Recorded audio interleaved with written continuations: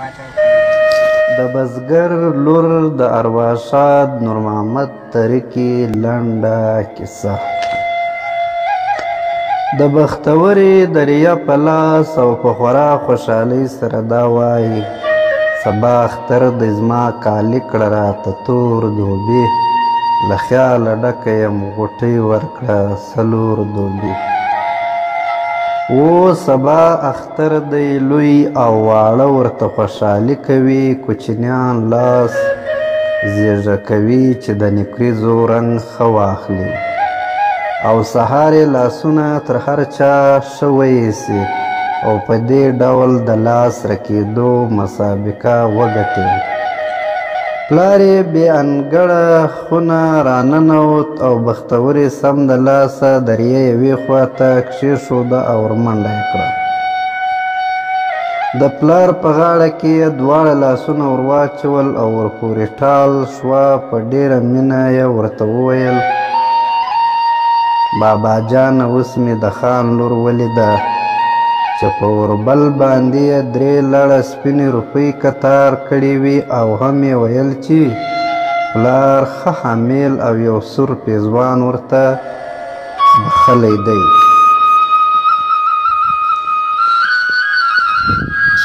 چې د اختر په سبا ځان پرې ښایسته کړي. نو دا ته ولې ما ته څه شی نه راوړې؟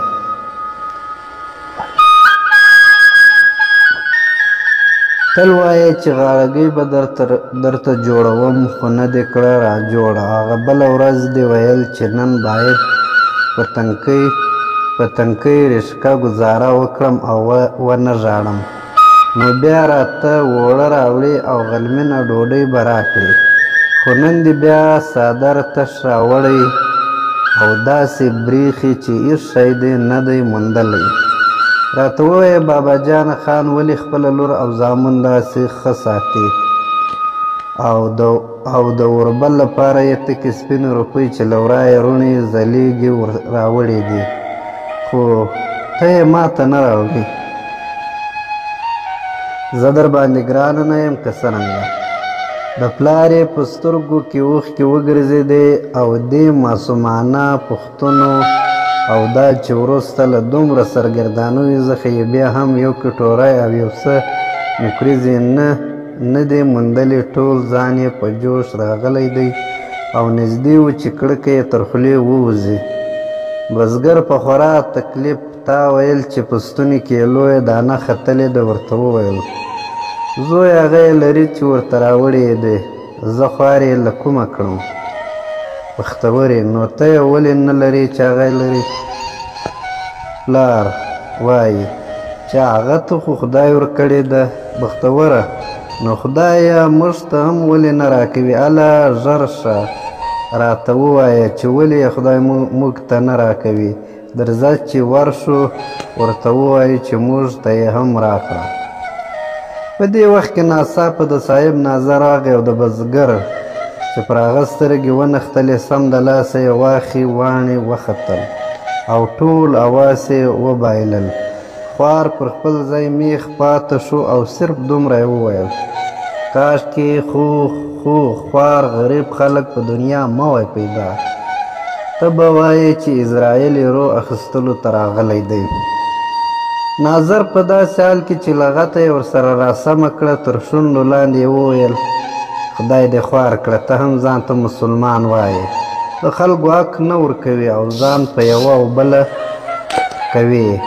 هغه وخت چې مړی دې بې کفنه او بې سرشته په دشت توره مځکه پروت و، خو د صاحب لاس او پښې دې نیولې وې چې درته پورې درکړ، او اوس چې دې دمه سمه سوه نو ځان پټوې. که دې د دې لور د چیغو بغارو لیاز نه وای او ځان یې نه وای در باندې غوړولی، نو زه به در سره جوړ سوی وم. ده په ډېر عجز او احترام ورته وویل چې ناظر صاحب، مړی خو مې نه دی کړی چې دومره را سره شدت کوي. نن او سبا مې پرېږده چې د اختر لږ په کراره تیر کړم، او د دې نجلۍ 100 کال مور مړه سوې ده او خورا غمجنه ده. فکر یې ورغلط کړم، وروسته تر هغې چې مې هر چېرته بیا یې در سره ځم او په هره ډوله کې چې مې اچوي خوشحاله یم، ځکه چې وږی خو به مې له دې دومره غمو او فشارونو څخه لږ سپکې شي. ناظر صاحب په غوسه ورته وویل: خدای وهلې تر مړي کولو بهتره کارونه کوي. سږ کال خو دې د بزګرۍ غنم تر څو چې موږ در خبرېدو و نورو خلکو ته په پورو کې ورکړل، او صاحب چې څو ځله یې درته په ډېره کښته په سلیم روپۍ درکړي دي، هغه دې های ایرې کړي دي. های بې انصافه! اوس نورې خبرې مه کوه، درځه در ولاړ شه، په خپله د صاحب حضور ته دې بیایم. هغه یو شریف او زړسوانده سړی دی، ګوندې په یو ښه او اسانه ډوله در سره فیصله وکړي او اوږې دې له پور له باره سپکې شي. درځه در ولاړ شه چې بیا ناوخته کېږي. بزګر چې هر څومره کوښښ وکړ فایده یې ونه ښندله او په پای کې یې لور د یو خپل کره ور واستوله او په خپله له ناظر سره ولاړی. بزګر چې د انکړ په وره کې کېناوه او په خپله ناظر ورغی او صاحب ته یې د بزګر د نادارۍ او د هغه د راویستلو کیفیت وویلو. صاحب وویل چې ته یې په خونه کې ښه وګرځېدلې، ځکه چې دا خلک اوس د پور او پورولو دومره خیال نه ساتي. غنم په مځکه کې شخوي، که کوم کالي یا کمبله لري هغه هم خوندي کوي.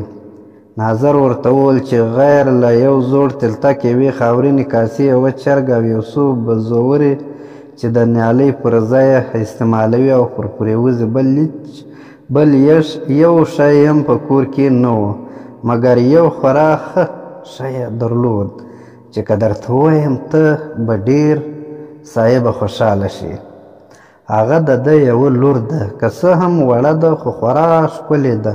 مور یې هم دا یو کال مخه مړه سوې ده. که دې په یاد وي د هغه کفن او نورو لګښتونو لپاره بزګر ستاسې نه په سلم رخت او روپۍ هم اخیستې وي. صاحب ورته وویل چې ورسه ملا صاحب راول او بیا به نو بزګر د خونې ته راولي. ملا ته یې وویل چې ته خو به خبر یې چې زما 4 ماینې په دې وخت کې مړې سوي دي او اوس صرف 3 ماینې لرم. دلته یو بزګر دی چې یوه لور یې لري او زما پور هم خورا پر ډېر سوی دی چې هغه یې نسي راکولی. نو که دې په دې مسله کې مرسته وکړه سوی ښه به وي.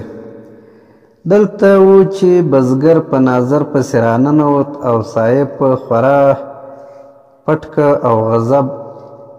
په پټکه او غضب سره ورته وویل چې ګوره دا ستا څرنګه مسلمانې د حق مې هم در باندې دی، خو هغه تر ځان نه راتېروي. ولې ظالمه دا پیسې موږ په څه ګټلي دي؟ څه؟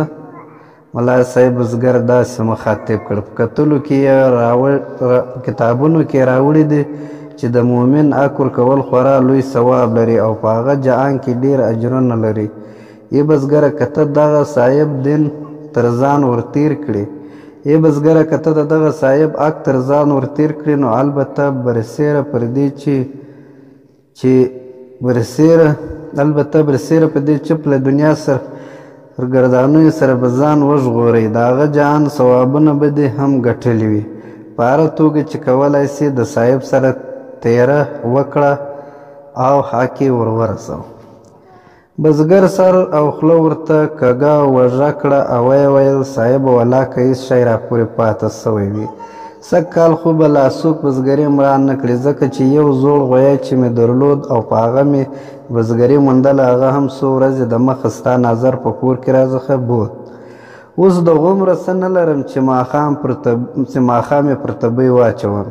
صاحب ورته وویل دا مکرونه یلې او چل ول باندې زه نه پوهېږم. پور مې راوړه اوس یې راوړه، پر دغه ځای را سره فیصله کړه. زه یوه پلا د باندې ځم، ملا صاحب او ناظر به در سره خبره وکړي، خو زه په نورو څه نه پوهېږم، خپل پور پر دغه ځای غواړم، پرېږدم دې نه. ناظر ورته وویل: ای بزګره، خدای خوار کړې یې د صاحب په پښو کې به ورلوېدلی وای او په ژړغوني غږ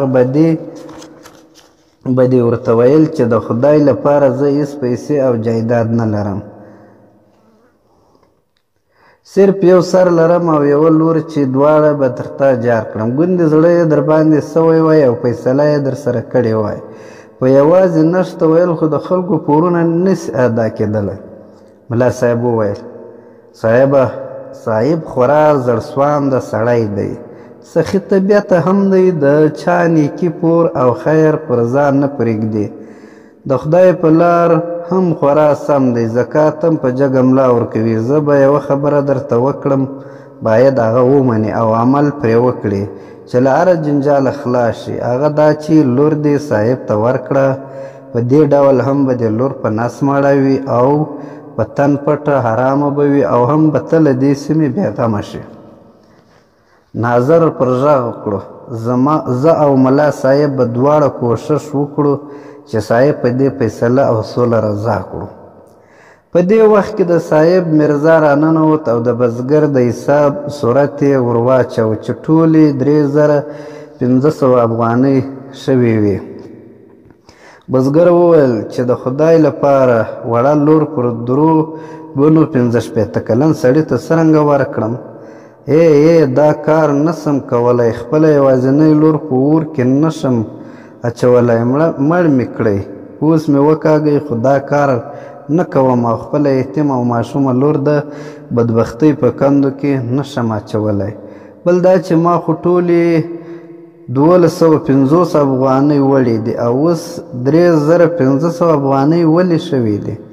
ناظر ورته وویل چې د 14 میاشتو ګټه یې نه شمېري، ولاکه هېڅوک په دې ناظره ګټه روپۍ چاته ورکړي. بیا ناظر ملا ته وویل چې د خدای خوار کړی خو په خپله ګټه او نقصان هم نه پوهېږي. موږ یې سمې لارې ته راکاږو، خدای چپې ته ځغلي، د لور د ورکولو خط وکاږه او ګوته یې پرې ولګوه. خلاص سم د لاسه قلم او کاغذ آماده شو او یې لیکل: اقرار او اعتراف، صحیح او شربه، صحت عقل و تندرستي. وروسته له څو نصیحتونو وزو او سوکیو یې د ده بټه ګوته پرې ولګوله او په دې ترتیب یې د نکلو ډک دسمال ملا صاحب واخیست او په خپله مخه لاړ. سبا صاحب ناظر ته وویل چې دا نجلۍ په ډمامو را نه ولې، ځکه چې اول خو د خوار بزګر لور ده او زموږ حیثیت ته زیان رسوي. دومه دا چې ویره ده چې دا کار به پر نورو بزګرانو بد اغېزه وکړي. سبا د اختر ورځ ده، وروسته او یو سپین سرې ښځه در سره بوزنه او نجلۍ ترېنه راوړه. د هغه کالي خان ته هم ووایه چې کوم وخت راشي.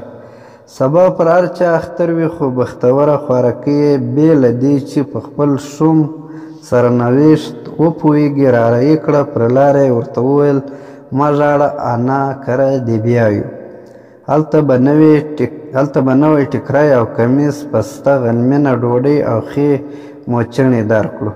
څه وخت وروسته مو واورېدل چې بزګر خوارکي له ډېره غمه ځان په سپرغه کې واچوه او ویل کېده چې لور یې هم د خان صاحب په کور کې خورا د بدبختۍ ژوند یوازې د دې لپاره تېروي چې ګوندې یوه ورځ وکړلی شي چې د ځان او پلار د بدبختیو کسات له ظالمانو نه واخلي او خپل غمجن زړه سوړ کړي.